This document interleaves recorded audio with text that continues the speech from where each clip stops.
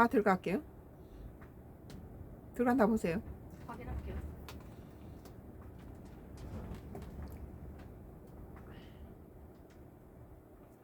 왜 또 텃밭으로 돼 있대? 난 분명히 전시라고 했는데. 아, 얘네들 하지. 굳이 부르네.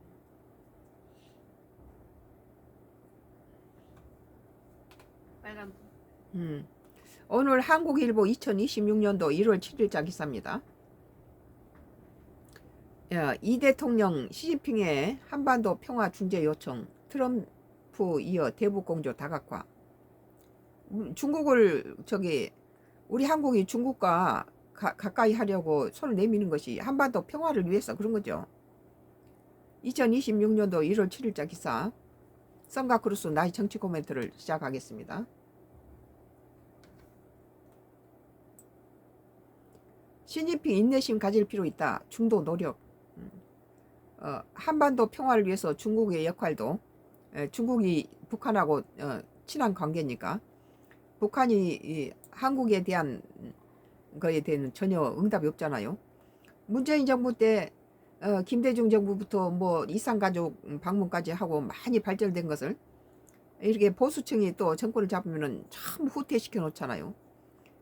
판문점에 뭐 거기까지 다 파괴시켜 버리고 그럴 정도까지 후퇴시켜 놓은 걸 다시 이재명 정부 들어와서 북한에서는 전혀 뭐 손살이 치고 전혀 대꾸를 안 하니까 북한과 중국과의 관계가 친밀해지면 북한과도 여러 가지 서로 접근할 수 있는 방법이 생기죠. 그러니까 중국과도 친한 것이 한반도 평화에 굉장히 중요하다고 나는 생각해요.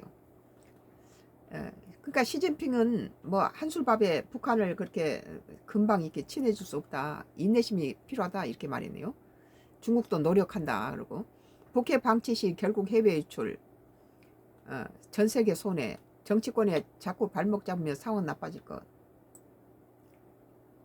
이재명 대통령이 한반도 비핵화를 위해 시진핑 중국 국가주석에게 평화 중재자 역할을 요청했다고 밝혔다. 도널드 트럼프 미국 대통령에게도 피스메이커 역할을 제안한 데 이어 중국에도 비슷한 주문을 한 것이다. 우리 한반도 평화를 위해서는 중국이나 미국같이 강대국한테 그 중간 역할을 하도록 도움을 청하는 것도 중요하죠.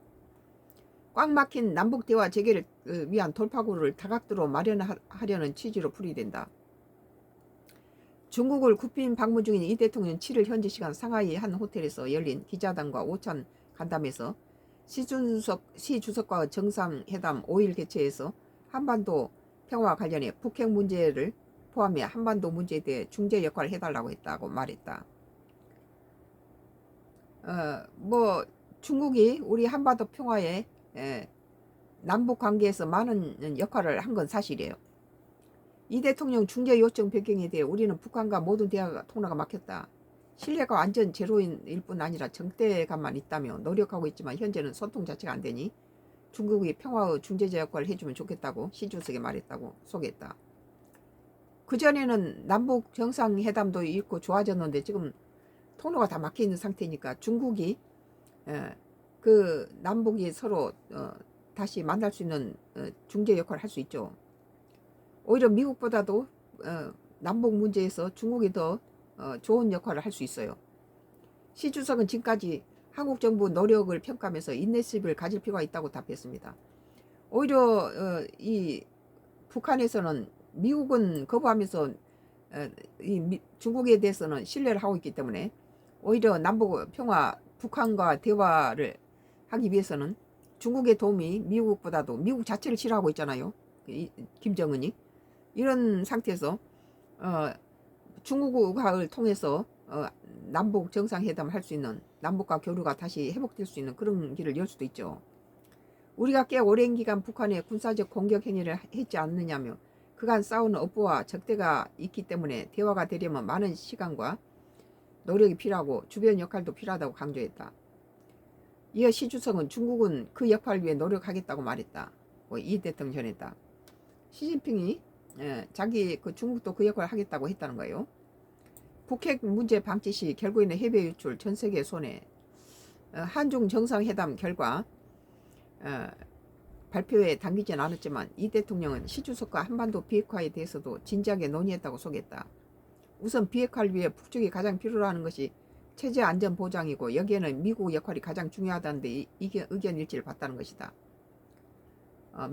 북한의 체제 안전을 보장해 줘야 된다. 그러면 북한도 핵을 포기할 거다 이런 거죠.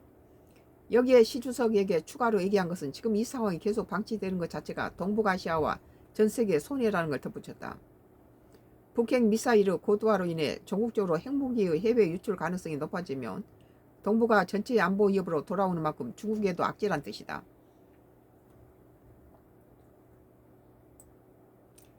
이 대통령은 북한 비핵화 전망에 대해 북한 정권 입장에서 핵 없애는 걸 동의하겠느냐? 그러면 좋겠지만 제가 보기엔 불가능하다면서 길게 봐서는 핵 없는 한반도는 포기하지 말아야 한다고 강조했다. 이를 위해 핵미사일 추가 생산 중단, 감축, 비핵화의 점진적 경로를 밟으면 단계별로 제재 완화 등을 제공하는 엔드 이니셔티브를 제공하긴 한 셈이다. 이 대통령이 이러한 진정성을 북측에 충실히 설명해달라고 부탁했다. 그렇게 시간을 갖고 노력해야 한다는 점에서 중국 측의 공감이 있었다고 덧붙였다. 정치권에 자꾸 발목 잡으면 상은 나빠질 것. 한반도 비핵화 달성을 위한 정치권의 국민들의 이해도 당부했다. 지금 나경원 의원도 좀 조심해야 돼요. 뭐 대통령까지 뭘 걷잡아서 뭘 끼어들고 그러면 솔직히 우리 국익에 도움이 전혀 안 돼요. 지금 이 시점에서. 이 대통령 여기에 자꾸 정략적인 이유를 붙어서 흔들고 발목 잡으면 점점 더 상황이 나빠질 것이라며 상황 개선을 위해 힘을 모아달라고 요청했다. 당연히 그래야 돼요. 이 대통령과 정상회담을 최대 성과를 묻는 질문에 한중 간 신뢰 회복, 한중 국민 간의 우호적 인식과 공감대 확대에 중점을 뒀다. 그렇죠?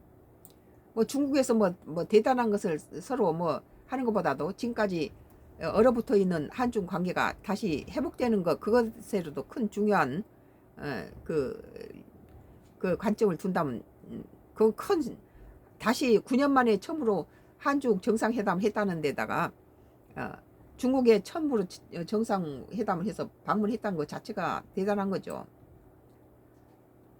그 뭐 이재명 정부의 그 노력에 의한 것이다. 나는 그렇게 봐요. 그 점에 매우 큰 성과가 있었다고 평가했습니다. 뭐 오늘 한국이 뭐 이 대통령 시진핑의 한반도 평화 중재 요청 트럼프 이어 대북 공조 다각화라는 기사에 대해서 썬카크루스 나의 정치 코멘트를 했는데요. 잡아서 계속 할게요. 뭐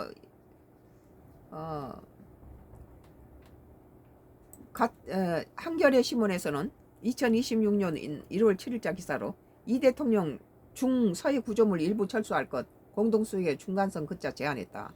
그러니까 할 말을 다 하고 온 거예요. 이 2026년 1월 7일자 기사네요. 오늘 건데요. 이재명 대통령이 7일 중국 정부가 서해안 한중 잠정 조치 수역에 설치된 구조물 일부를 철수하기로 했다고 밝혔다. 대단한 거네요. 이거 대단한 거예요. 이건.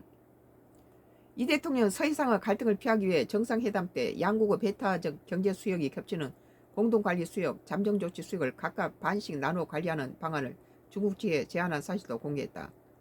이 대통령은 7일 중국 상하이 프리스센터에서 연 순방 기자단 5차 간담회에서 한중의 민감 현안인 서해 구조물과 관련해 중국이 설치한 구조물은 양식장 시설 2개와 관리시설이라며 논란이 되니 중국 측에서 관리시설은 철수하겠다고 해서 아마 옮기게 될 것 같다며 이건 큰 성과라고 봅니다. 이런 것들이 다음에 한중에 이런 문제가 생겨요. 네. 이것만 가지고도 이 구조물을 철거하겠다는 것 자체가 굉장히 큰 성과라고 나는 봅니다.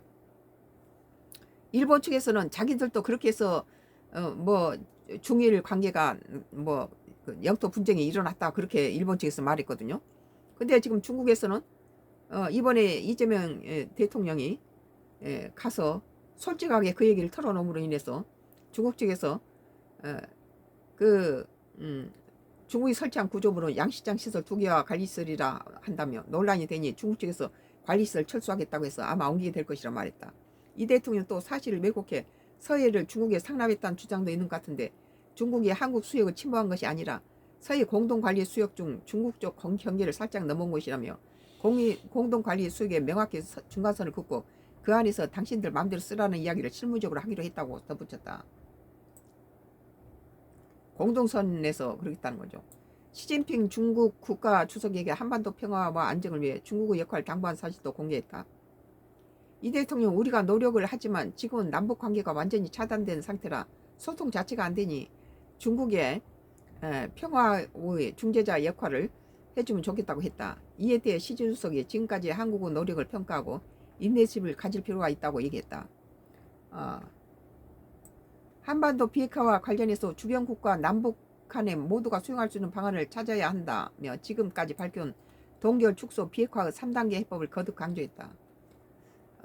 그는 장기적으로 비핵화를 해야 하지만 북한 정권 입장에서 핵을 없애는 것에 동의할 수 있겠냐며 장기적으로 핵 없는 한반도를 목표로 삼아야 하지만 단기적으로는 북한이 추가 핵무기를 생산하거나 핵물질을 국외로 반출하지 않게 하고 중기적으로는 감축해 나가는 걸 목표로 삼아야 한다고 말했다. 그러면서 이 3단계 해법의 진정성에 대해 북한 북쪽에 성실한 설명을 해달라고 시 주석에게 아예 북한 김정을 만날 수 없으니까 시 주석을 통하는 거죠. 이런 점에 대해 중국 쪽의 공감이 있었다고 덧붙였다. 중국의 서해 합동 구조 훈련도 제안한 사실도 소개했다. 이 대통령 서해에서 대형 해난 사고가 발생할 수 있는데 경제 지점에 애매한 경우 양국 해군이 합동으로 수색 구조할 수 있게 훈련하는 게 좋겠다는 제안을 인도적 차원에서 했다며 그런 데 대한 답은 듣지 못했다고 말했다. 오늘 한겨레 신문 2026년 1월 7일자 이 대통령 중 서해 구조물 일부 철수할 것 공동수색의 중간선 긋자 제안. 많은 변화가 있었네요. 썬과 크루스 나의 정치 코멘트는 계속되겠습니다.